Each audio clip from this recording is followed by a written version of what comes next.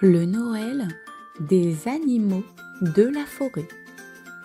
Histoire écrite et illustrée par Écoute mon histoire. L'hiver avait transformé la forêt en un véritable pays des merveilles. La neige couvrait le sol d'un épais tapis blanc et les branches des arbres brillaient comme du cristal sous les rayons pâles du soleil. Noël approchait et les animaux de la forêt se préparaient avec enthousiasme. Tout commença une semaine avant Noël, lorsque la famille Écureuil annonça qu'un grand festin serait organisé dans la clairière. « Tout le monde est invité !» s'écrie Papa Écureuil. « Mais il faudra que chacun apporte quelque chose à partager. » Dans leur nid douillet, les écureuils commencèrent à décorer des pommes de pin avec des baies rouges et des morceaux d'écorce. Frimousse, le plus jeune, avait une idée bien à lui. « Et si je fabriquais une étoile pour le sapin ?» demanda-t-il en sautillant. « Quelle bonne idée, Frimousse !»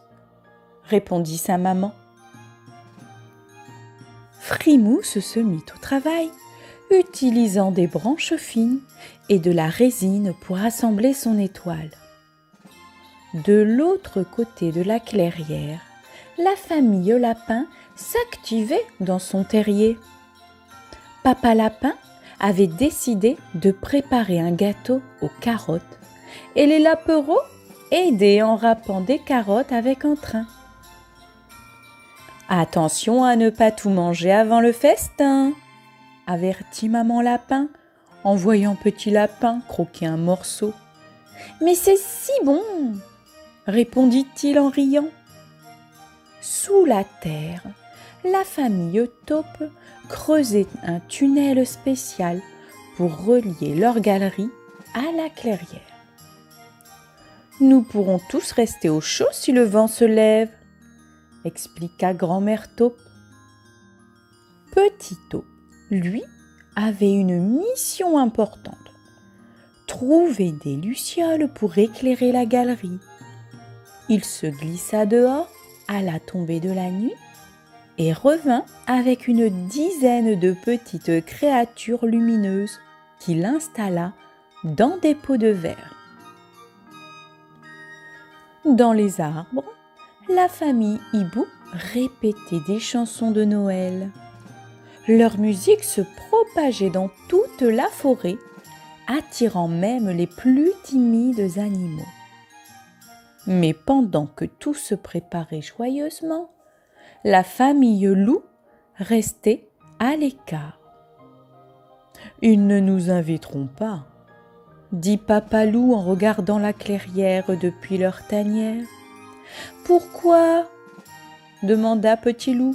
« Ils ont peur de nous, c'est toujours comme ça. » Maman Loup posa une patte sur l'épaule de son fils. « Peut-être devrions-nous leur montrer que nous ne sommes pas méchants. Noël est une fête de partage après tout. » Petit Loup hocha la tête avec enthousiasme. « Je vais leur offrir un cadeau. » Pendant les jours qui suivirent, Petit Loup sculpta un cœur en bois avec soin.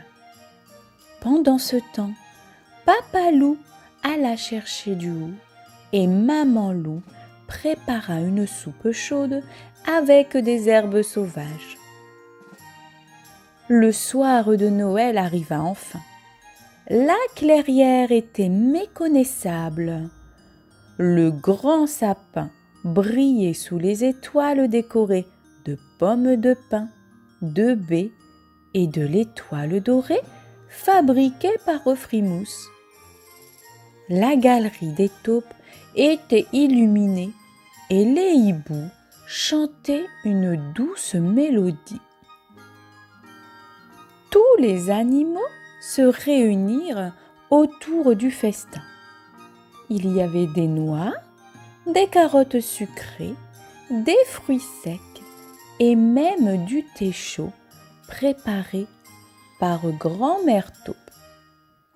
Alors qu'il s'apprêtait à commencer, un bruit de palourdes se fit entendre.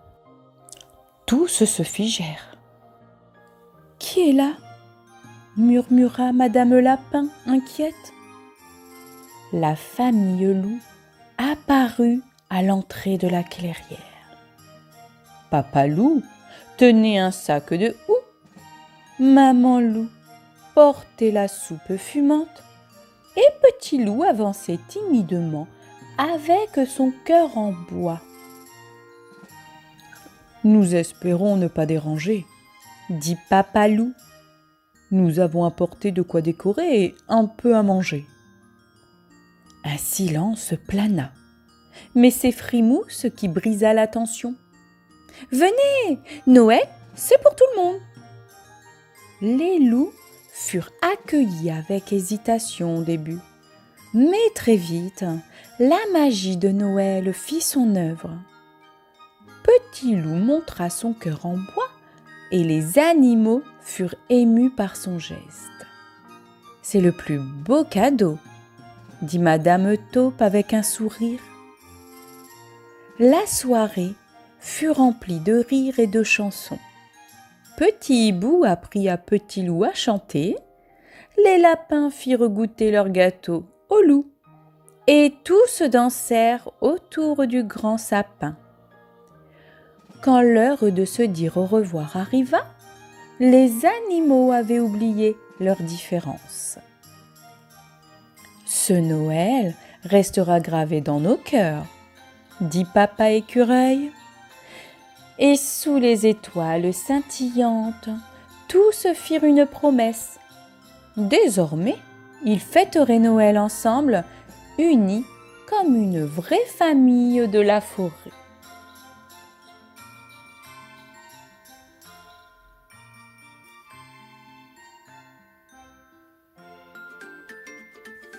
Noël à l'école. Histoire écrite et illustrée par Écoute mon histoire. Dans la classe des étoiles, la maîtresse Julie et la Tsem Emma avaient une belle idée. Transformer leur classe en un véritable atelier du Père Noël pour attendre les fêtes. Tout commença par les décorations. Depuis plusieurs semaines, les enfants avaient peint des étoiles dorées, dessiné des bonhommes de neige et réalisé des guirlandes de papier multicolore. Ce matin-là, tout le monde était excité. Il est temps de tout accrocher. Tom et Léa collèrent les étoiles sur les fenêtres. Amine et Zoé suspendirent les guirlandes au plafond, tandis que Jules et Sarah dessinèrent un grand Père Noël au tableau. Quand ils eurent fini, la classe ressemblait à un véritable palais enchanté. Puis vint le moment d'installer le grand sapin de Noël. Julie sortit un énorme carton plein de branches à assembler et Emma aida à le monter au centre de la pièce. Chacun d'entre vous a ramené 1 ou 2 boules de Noël pour décorer notre sapin, expliqua Julie avec un grand sourire. Amélie accrocha des boules rouges brillantes, Yanis des boules dorées. Emma ajouta une étoile scintillante tout en haut. À la fin, le sapin était magnifique. C'est le plus beau sapin de toute l'école, s'exclama Lucas, les yeux pétillants. Après cela, les enfants se rassemblèrent pour chanter des comptines de Noël. Ils entonnèrent « Petit Papa Noël »,« Mon beau sapin » et même une chanson rigolote inventée par maîtresse Julie. Tout le monde chantait si fort que les classes voisines les entendirent. Mais Julie avait une autre surprise. Ils allaient fabriquer un cadeau spécial à ramener à la maison. Avec de la pâte à sel, chacun forma une étoile ou un cœur qu'ils peignirent avec soin. Quand ce fut sec, Julie passa un joli ruban pour que les parents puissent les accrocher dans leur sapin. Ça fera un souvenir magnifique à glisser sous le sapin, expliqua-t-elle. Tous les enfants étaient fiers de leur création. Le dernier jour, avant les vacances, les enfants invitèrent leurs parents pour un grand goûter de Noël. Les mamans et les papas apportèrent des biscuits, des clémentines et même du chocolat chaud. Emma avait préparé un gâteau en forme de sapin décoré avec des bonbons. La classe résonnait de rires et de chansons et tout le monde se régalait. Avant de partir, chaque enfant reçut un petit sachet de friandises offert par Julie et Emma. À la fin de la journée, les enfants prirent leur étoile et leur cœur en pâte à sel pour les glisser sous leur sapin. « J'ai hâte de fêter Noël avec ma famille !» s'exclama Nina. « Moi aussi, mais je vais m'ennuyer de l'école !» ajouta Adam. Julie leur sourit. « Profitez de vos vacances, mes petits lutins, et surtout, amusez-vous bien. On se retrouve à la rentrée pour de nouvelles aventures. » Les enfants partirent les étoiles plein les yeux et des chansons plein la tête, prêts à fêter Noël en famille. Et c'est ainsi que la classe des étoiles vécut un merveilleux Noël à l'école.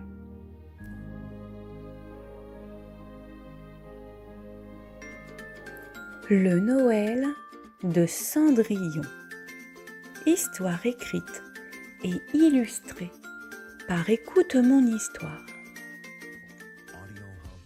Cendrillon vivait dans une grande maison où elle était la servante de ses demi-sœurs et de sa belle-mère, la marâtre. Pendant que ses sœurs préparaient leur réjouissance pour Noël, Cendrillon était occupée à nettoyer, cuisiner et préparer leur robe de Noël. Pourtant, malgré sa vie difficile, elle gardait dans son cœur une grande gentillesse et beaucoup d'amour pour ses amis, les animaux de la maison.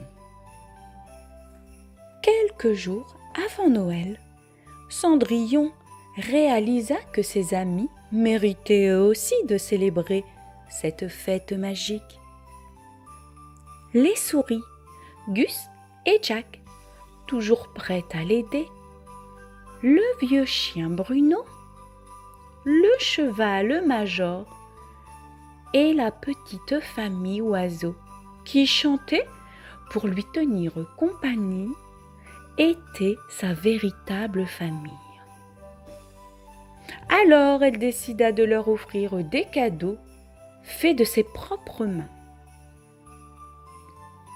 La nuit, quand tout le monde dormait, Cendrillon s'installait dans le grenier avec son panier de bouts de tissu, de laine et de petites choses qu'elle avait récupérées ici et là.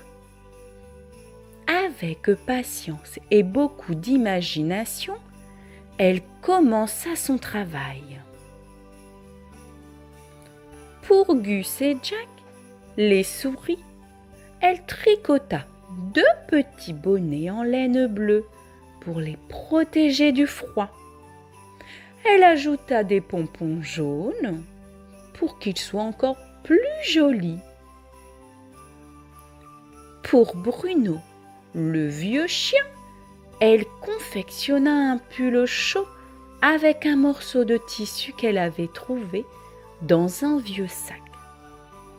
Elle broda son nom dessus avec des points de fil rouge. Pour Major, le cheval, elle fabriqua un nœud en ruban doré à accrocher à sa crinière. Cela lui donnerait fière allure et un air festif. Pour les 3 oiseaux, elle prépara des petites gourmandises, des miettes de pain mélangées à du miel et des graines, qu'elle emballa dans de minuscules sachets faits de feuilles sèches. La veille de Noël, après avoir terminé toutes ses corvées, Cendrillon déposa les cadeaux dans un coin du grenier, puis elle appela ses amis. « Venez, mes chers amis, joyeux Noël !» Les souris accoururent, sautillant de joie en découvrant leur bonnet. Bruno remua la queue et aboya doucement en enfilant son pull, qui lui allait à merveille. Major hennit de plaisir en voyant son nœud doré, et les oiseaux piaillèrent joyeusement en picorant leurs friandises. « C'est peu, » murmura Cendrillon, « mais c'est tout mon cœur que je vous offre. » Les animaux se blottirent contre elle, exprimant leur gratitude à leur manière. Gus et Jack sautèrent sur ses épaules. Bruno posa sa tête sur ses genoux. Major frotta doucement son museau contre son épaule. Et les oiseaux volèrent autour d'elle en formant un joli ballet. Mais ce Noël ne se résumait pas qu'à ces moments de bonheur. Alors que minuit approchait, un événement inattendu se produisit.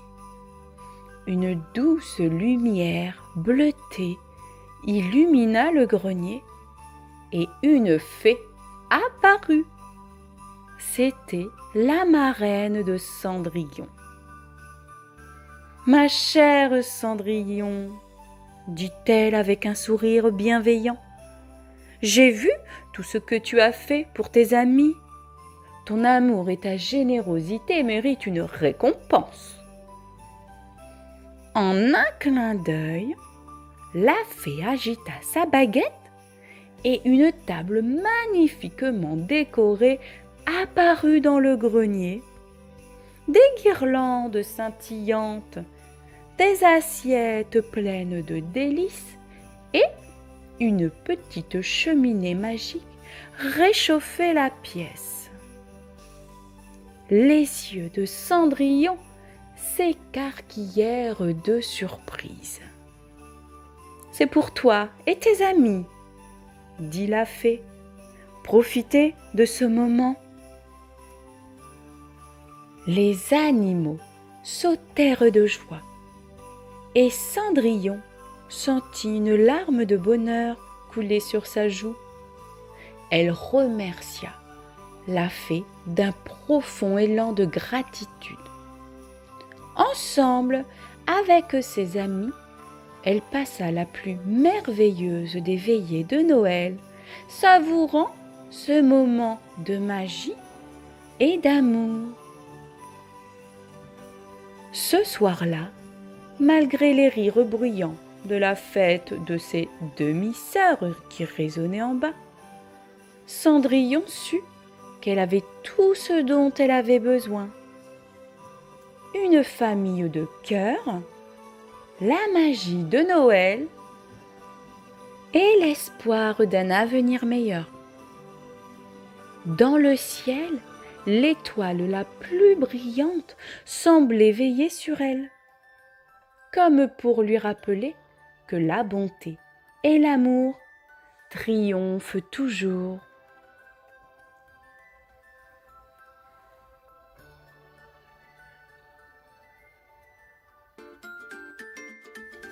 Les étoiles de Noël, le voyage de Oscar. Histoire écrite et illustrée par Écoute mon histoire. Dans un petit village, niché entre les collines, vivait un adorable petit chien nommé Oscar. Oscar était curieux de tout et adorait observer les étoiles chaque soir. Mais une nuit, quelque chose d'étrange arriva. La lune lui parla. Un soir, alors qu'Oscar regardait la lune, il l'entendit murmurer d'une voix douce et mélodieuse, comme une chanson dans le vent. « Oscar, petit chien curieux, pourrais-tu m'aider ?» Oscar, surpris, leva la tête. La lune semblait plus lumineuse que jamais et son visage était marqué par un sourire chaleureux. « Moi ? Aider ? La lune ? Mais comment ?» demanda-t-il avec des yeux ronds de surprise. La lune soupira doucement, faisant scintiller une pluie d'étoiles filantes autour d'elle. « Mes étoiles sont perdues, » continua-t-elle. « Elles se sont enfuies dans la forêt enneigée et sans elles, le ciel ne brillera pas pour la nuit de Noël. Les enfants ne pourront pas rêver de leurs cadeaux et les sapins resteront sombres. » Oscar, touché par l'inquiétude dans la voix de la lune, hocha la tête avec détermination. « Ne vous inquiétez pas, Madame Lune, je vais vous retrouver vos étoiles. » La lune sembla briller un peu plus fort, comme si un poids venait de lui être retiré. « Merci, Oscar, tu es un petit chien très spécial, » dit-elle en clignant doucement des yeux scintillants. « N'oublie pas, suis toujours la lumière dans ton cœur et tu trouveras ton chemin. » Oscar, très enthousiaste, accepta sans hésiter. Il prit son petit sac à dos, mit une lampe torche, des biscuits, au cas où il aurait faim, et un bonnet rouge à pompons blancs qu'il venait de recevoir en cadeau. En effet, le village entier se préparait pour Noël et Oscar voulait aussi participer à la magie de cette fête. Dans la forêt, tout était calme, mais un peu effrayant. Il entendait les hiboux ululer et les branches craquaient sous ses pattes. Mais il était déterminé. Oscar rencontra un hibou qui lui dit « Les étoiles brillent souvent près des endroits où il fait froid. Va voir au bord de la rivière glacée. » Oscar remercia le hibou et continua son chemin. En traversant un petit sentier, il remarqua des empreintes étranges au sol. Peut-être que d'autres animaux l'aideraient. Près de la rivière, les lucioles illuminaient le chemin. Elles guidèrent Oscar vers un sapin recouvert de neige, où était perchée une étoile scintillante. « Merci, mes amis lucioles !» s'exclama Oscar en attrapant l'étoile avec précaution. Plus loin, Oscar rencontra un renard qui jouait avec une étoile comme avec une balle. « Bonjour, monsieur renard !» dit Oscar poliment. « Puis-je récupérer cette étoile ? Elle appartient à la lune et doit briller pour Noël. » Le renard sourit malicieusement. « Si tu veux cette étoile, il faudra résoudre mon énigme. Je brille mais je ne suis pas une étoile. Je réchauffe, mais je ne suis pas un feu. Qui suis-je ? Oscar réfléchit et répondit « Le soleil !» Le renard, impressionné, lui donna l'étoile en riant. En s'enfonçant plus profondément dans la forêt, Oscar trouva une grotte où dormait un ours. Une étoile scintillait juste à côté de lui, posée sur un petit tas de cadeaux colorés. « Oh, que faire ?» pensa Oscar. Il décida de chanter une douce mélodie de Noël pour apaiser l'ours, tout en prenant l'étoile doucement. L'ours ouvrit un œil, grogna, puis se rendormit paisiblement. Oscar retrouva une étoile, puis deux, puis trois, cachés dans des endroits insolites, sous un champignon givré, derrière une cascade gelée, et même dans un nid de corbeau qui ne voulait pas la rendre facilement. Chaque étoile semblait avoir une histoire, et Oscar se sentait de plus en plus courageux à mesure qu'il avançait. Quand Oscar rapporta toutes les étoiles à la lune, celle-ci s'illumina magnifiquement. « Merci, Oscar, tu es un héros. Grâce à toi, la nuit de Noël sera magique. » Oscar aboya joyeusement. La lune ajouta « Ces étoiles illumineront non seulement le ciel, mais aussi les sapins et les cœurs des enfants du monde entier. » Oscar, ému, retourna dans son village. Le soir de Noël, alors qu'il regardait les étoiles scintiller, il vit une lumière spéciale illuminer le sommet du grand sapin de la place centrale. Depuis ce jour, chaque soir de Noël, quand Oscar regarde la lune, elle lui sourit. Et il sait qu'il a un ami étoilé dans le ciel.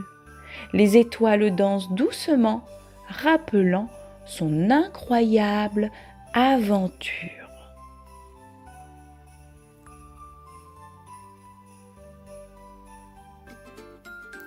Le marchand de sable contre le cauchemar. Histoire écrite et illustrée par Écoute mon histoire. Dans un petit village paisible, lorsque la lune brillait haut dans le ciel, un personnage mystérieux vagabondait silencieusement. C'était le marchand de sable, un vieil homme au manteau étincelant et à la longue barbe blanche. Sur son épaule reposait un grand sac rempli d'un sable doré magique. Chaque grain de ce sable était une promesse de doux rêves pour les enfants endormis. Chaque soir, le marchand de sable s'envolait sur son nuage enchanté pour parcourir le monde. Ce nuage, aussi moelleux qu'une plume, était tissé de fils d'étoiles et il brillait doucement dans la nuit.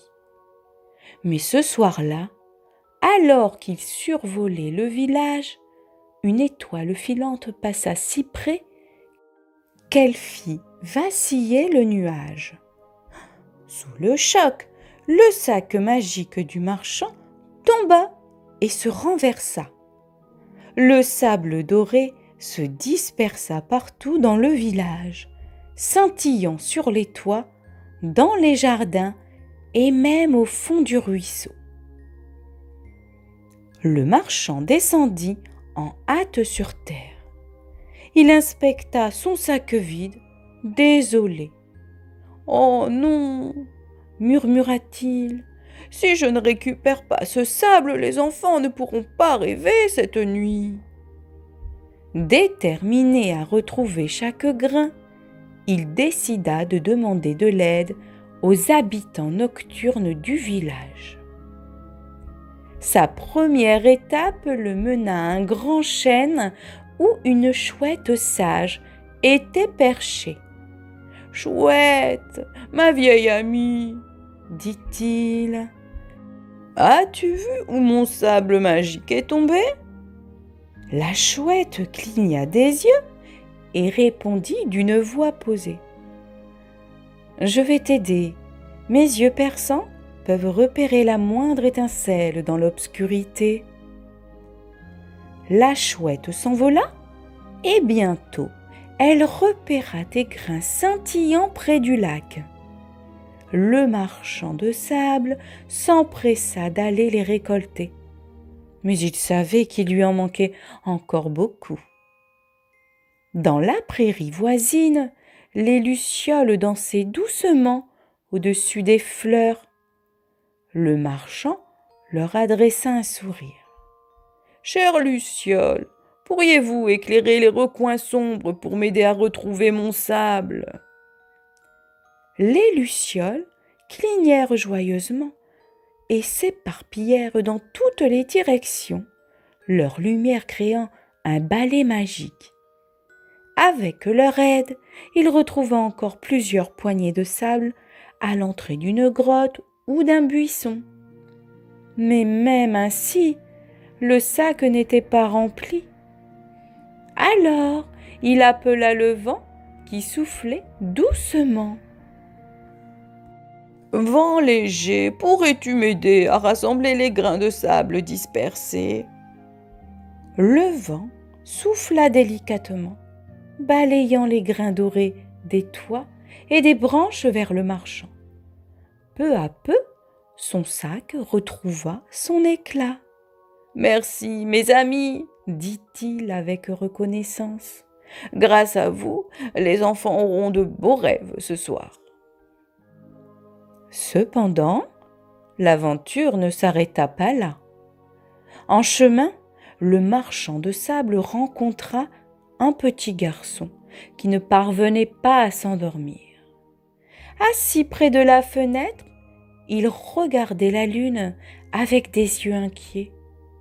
« Pourquoi ne dors-tu pas, petit ?» demanda le marchand avec douceur. « J'ai peur de faire des cauchemars, » murmura le petit garçon. Le marchand de sable fouilla dans son sac et en sortit une poignée de sable spécial. Ces grains sont très particuliers. Ils apportent des rêves d'aventures extraordinaires. Ce soir, tu seras un capitaine de bateau voguant sur une mer d'étoiles. Le petit garçon sourit et s'allongea. Le marchand souffla doucement le sable magique et bientôt, le petit garçon s'endormit paisiblement, un sourire aux lèvres. Alors que le marchand de sable continuait sa tournée, il sentit une étrange présence dans l'air. Un frisson parcourut son échine. Dans un coin sombre de la nuit, l'affreux cauchemar, une créature sombre et brumeuse, se réveillait. Il adorait semer la peur dans les esprits des enfants et voler leurs beaux rêves.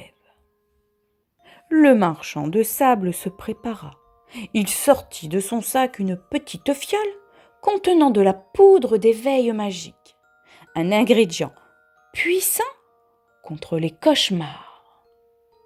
Le cauchemar, à l'allure menaçante, s'approcha avec un sourire sinistre. « Ce soir, tes rêves ne protégeront personne, » grogna la créature. Pas tant que je serai là pour les défendre, répondit fermement le marchand. Le cauchemar souffla un vent glacial qui fit vaciller le nuage du marchand. Mais celui-ci réagit rapidement, jetant une poignée de sable lumineux dans les airs. Chaque grain formait une étoile brillante qui repoussait l'ombre. La bataille continua dans le ciel. Le marchand fit appel au vent, à la chouette et aux lucioles pour l'aider. Les lucioles encerclèrent le cauchemar, créant une prison de lumière. Le vent souffla si fort qu'il dispersa la brume sombre de la créature. Finalement, avec une dernière pincée de sable magique, le marchand de sable scella le cauchemar dans une bulle de rêves lumineux. La créature disparut avec un hurlement lointain. Épuisé, mais victorieux, le marchand continua sa tournée, s'assurant que chaque enfant dorme paisiblement.